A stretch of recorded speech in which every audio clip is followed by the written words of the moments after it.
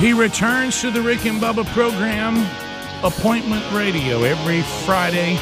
Dr. Lou comes and visits, and today no exception. Dr. Lou, Dr. Lou, that's Dr. Lou, Dr. Lou. The doctor will see you now. Dr. Lou, welcome back, friend. Houston nuts roasting on an open fire. The toasting seeds hot on his toes. Gus Malzahn has his eyes on aglow, and he'll probably be the Revs' next coach. Everybody knows that Houston can't afford to lose to Joker Phillips and the Kitty Cats. Although it's been said many times, many ways, Houston nuts stings. Houston nuts stings. Houston nuts stings. What are we singing? Worse than doo-doo. Well, now, goodness. Oh, that's a little brutal here. Any song with doo-doo in it, I like. I mean, Guys, come on. just a little ditty with the doctor to get started this week, guys. And guys, it's finally here. It's the game I've been salivating about since I've been in my mother's womb. It's the game that the world has been obsessing over since 1908. Yes. It's the game that involves two of the greatest coaches to ever walk the face of the earth. It's the game that showcases college football culture at its finest. It's the game that displays two conference heavyweights duking it out for pigskin supremacy. It's the game that both fan bases' nerves are so high that they're out smoking the speed racer. It's the game that will have the losing fan base drowning their sorrows with Greg at the bar afterwards. That's right. It's the game of the century. It's Kansas versus Iowa State.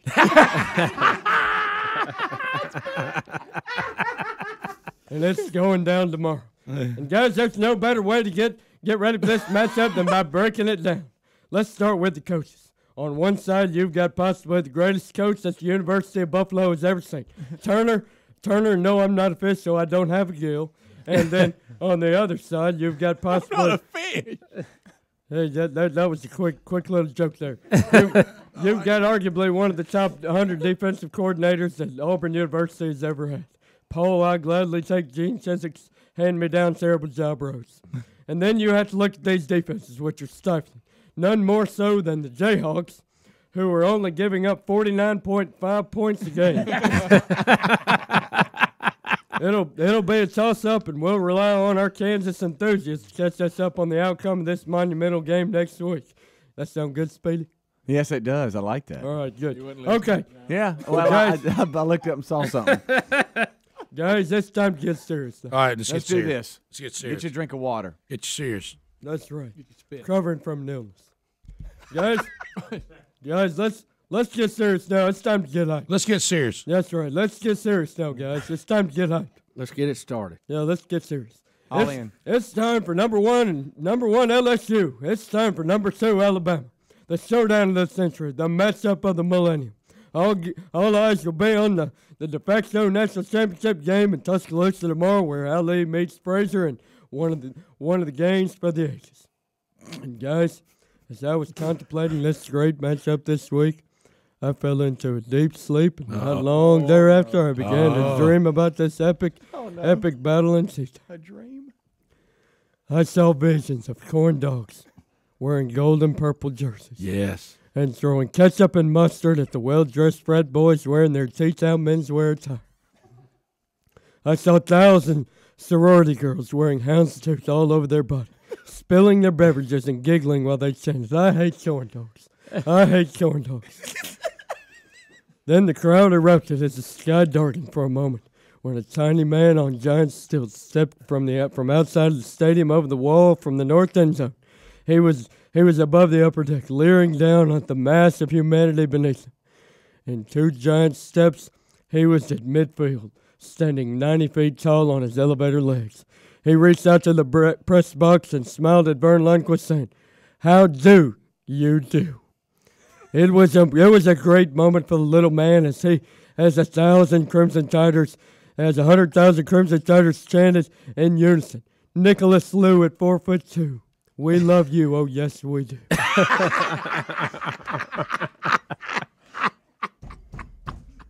Then little Nicky looked at the adoring fans. Yes. And spoke. Shut up and sit down, you idiot fans. Do you see me? Do you see me chanting? If I can't chant, you can't chant.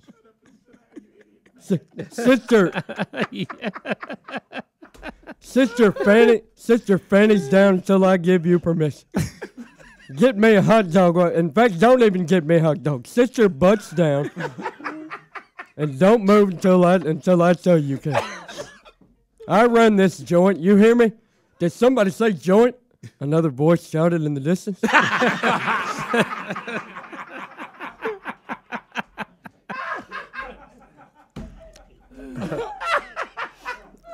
Oh, Red Eye's perked up. Yeah. I want one. Then the entire corn dog crowd began chanting, "We want reefer. We want reefer.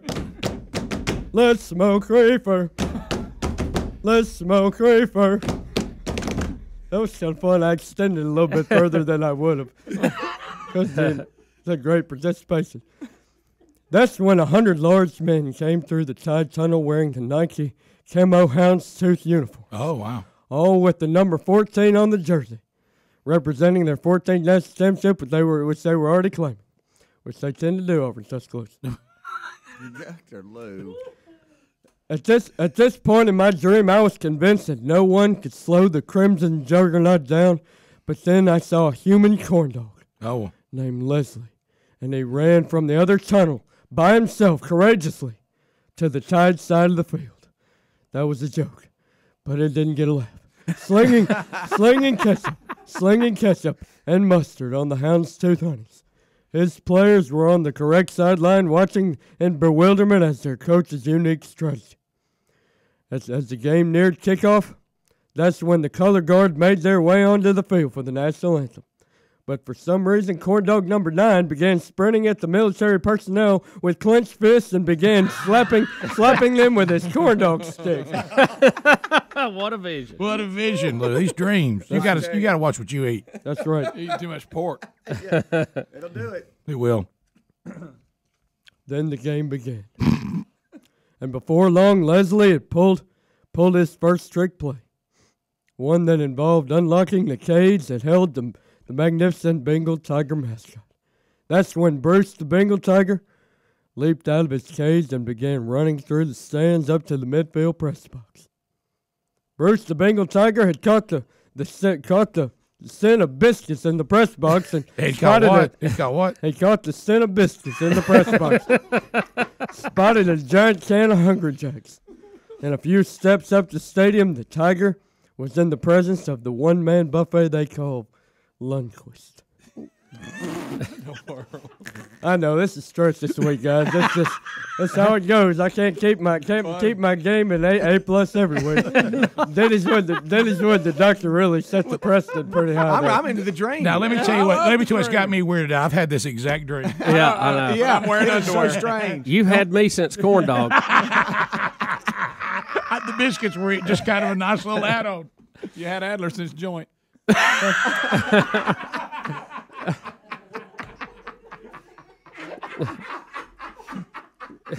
sorry, Adler.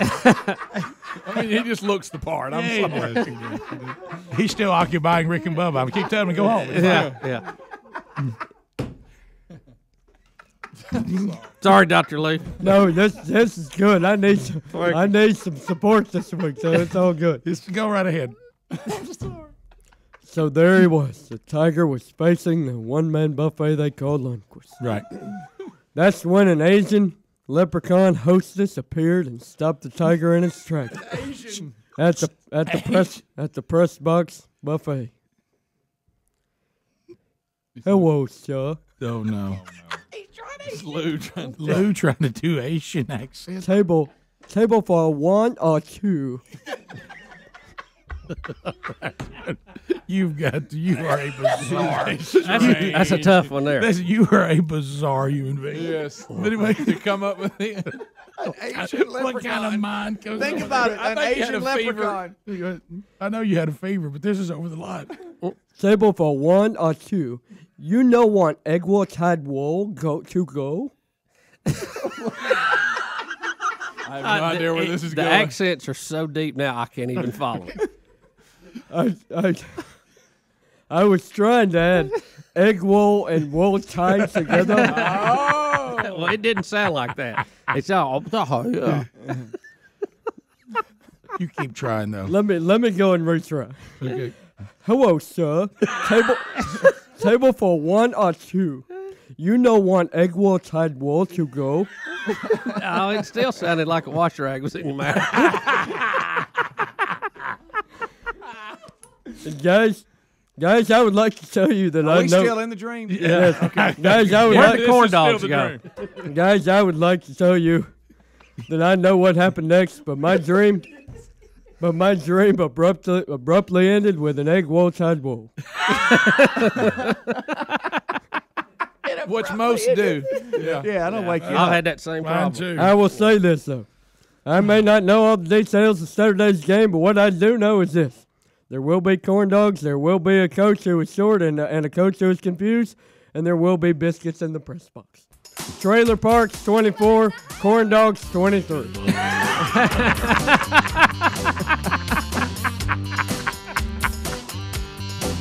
Oh, I don't know what any of that meant. But I don't either. I loved every minute Extremely of it. bizarre. I love the Asian leprechaun. I loved every bit, and I don't even know why he did that other than for our entertainment. Yeah. You could have dropped the whole dream and just done the Asian leprechaun. Yes. Y'all stay tuned for more predictions after the break. It is 8 minutes to the top of the hour. Dr. Lou has just finished one of his more bizarre but hilarious segments here on the program. Well done, Doc. Now we move into... You got to quit eating so late at night before you go to bed. Those dreams are scary. Yeah, they are. Yeah, you're going to be very careful. I'm with Greg. I think you're eating too much pork. Guys, there's a lot of people out there who respect these dreams very much, and that's why I will continue to bring you my dream interpretations as long as you'd like to. Well, you know what? Keep them coming, my friend. That's That's right. I say let them roll. Guys, I'm sorry to do this. I got to give a real quick shout out to two friends of mine, Tyler and Evan Strasser. It's their anniversary. Just says happy anniversary, I got on my mind. Boy, your singing has really Guys, come on. that was just need to do that real quick. But guys, we got a new leader atop the boards of the Rick and Bubba Show Challenge. Dr. Lou, pick college football, pick up contest. It's just Rick, the Coach Sucks, Coach Butt, Birds up.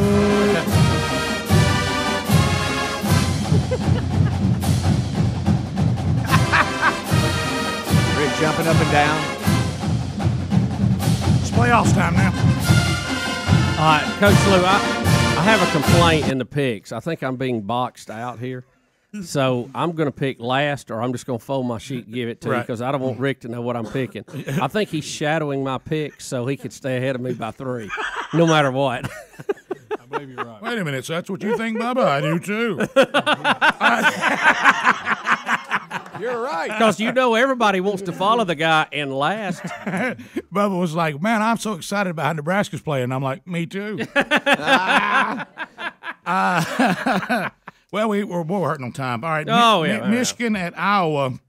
I'm going to pick Michigan. I must say, number 15, Michigan continues their streak back to the top. I must say, the Nard Robson, they'll pull this one out. What do you think about that? I'd rather not say.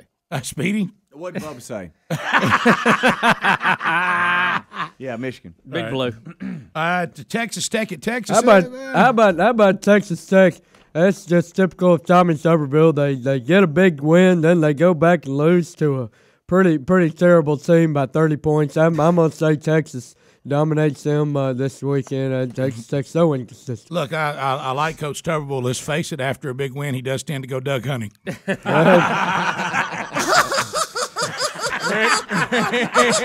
First one of those of the day. your favorite. Oh, duck hunting. That was so good, Rick. Thank you, buddy. That was so good. You're gonna pass out, dude. You know, I don't know who to pick in this game, by the way. I know that's a tough one. I'm gonna go with Texas. Then we Me too. then we got Vanderbilt at Florida, Boy, I'm which could telling be you. a pretty interesting game. I'm gonna go out on a limb and say the Vanderbilt Commodores are gonna upset the Gators at the Swamp. I think Vandy's playing better than Florida right now. Bubba wanted to use a clever comment there, but he didn't want to give away his pick. Nope. Historically, Vanderbilt plays Florida good, but if they were to beat Florida in Florida, wow, the whole Muschamp era might end sooner than later. I will pick Florida for the sole reason that Brantley's back. Yeah, I think they'll have too many kick returns. Oklahoma over Texas A&M, we believe, because Texas A&M, unfortunately, will play 2 to 3 quarters. Absolutely, you're Now, this- exactly right. They've done it every Now, this game is of the season. Oklahoma Sooners. I noticed we had a typo here. This is the Sooners. That's here at correct. 6, right? Right, uh-huh. Yes, that's right. I'm going with Oklahoma. He's talking about your Kansas State, Oklahoma down at the bottom. It should be Oak State. Oh yeah, sorry about that, Bubba. Thank you. Lou. By the way, Purdue, next one's Purdue at Wisconsin. I would normally have picked Wisconsin, but who is this team now? Wisconsin's falling apart. They got to get a win. Who is here. it? But Purdue's not playing. I mean, And they're at Wisconsin. You never know, but you got to think Wisconsin. I'm gonna Badgers say are back. Wisconsin will bounce back after two Ole big Miss, losses. Ole Miss at Kentucky. There's a pick. Boy, I'm telling you. I tell you, this one's gonna end in a tie, 0-0. Rick, what do you think? I would pick Ole Miss unless the team is completely given up. I think they got more players. So what are you marking down over there? I'm not going to tell you. Well, you need to go against him or some. I'm going with Ole Miss. So you can catch up. Yeah, that's what I'm I'm going with too. Ole Miss. Yeah, basketball practice has started. Kentucky's checked out. This is the game of which team has given up, and I'm not sure which one has. Army at Air Force. I like Air Force in this one. Yeah. I like Air Force as well. Then we got just an interesting game down the road. Troy is playing Navy this weekend. I think Navy will bounce back from there. They're slaughtering by the University of Notre Dame Fighting Irish. I see Troy getting whipped up there at Navy. I always hate to pick against the service schools. I always feel kind of guilty. Feel un-American. Yeah, even if they are going to get beat. We got to start skipping down. We're not going to get it in. All right, go ahead. Guys, how about number 9 South Carolina at number 7 Arkansas being overshadowed this week? But I think it's going to be a great game. I think the Arkansas Razorbacks end up beating the South Carolina Gamecocks. That's going to be my prediction. Yeah, I have a saying: the Hogs at home, hard to beat. That's what you're saying. Yeah. And now Rick says the Hogs at home. I say Arkansas as well. Kansas State, Oklahoma. Oklahoma State. I apologize. I missed that. You know what? This could be a stumble game for Oak State. Watch out. But I'm not willing to pick against them. I agree. I think Oklahoma State will. It'll be a closer one, but Oklahoma State will win this one at home. Then T-Boone Pickens will be happy. And guys, let's just pause a second. Just let it just let it build. Let it build. LSU and Alabama, because you've already given your picks 2 segments ago, so it doesn't really matter anymore. But what do you think, Dr. Lou? Guys, I'm gonna say that, like I said in my first piece, I think that Alabama's defense is better than LSU's. I think LSU's offense is better than Alabama's. But I think the home field advantage will be the difference, and I think Alabama will win this game 24-23. And just for the heck of it, I'm going to throw it out there. I think Trent Richardson will have about 75 yards at maximum. So, I'm already on record. Roll Tide. There you go. I think Alabama wins it. Yep. And we've already made our picks on that, so just jot them down. And we got other picks on here that will fill guys, in. I got to tell you though, this weekend makes you feel like a little child inside with how big this game is. This is what college football is all about. Everybody enjoy their weekend and eat some while you're at your tailgates. Rick and Bubba, Rick and Bubba.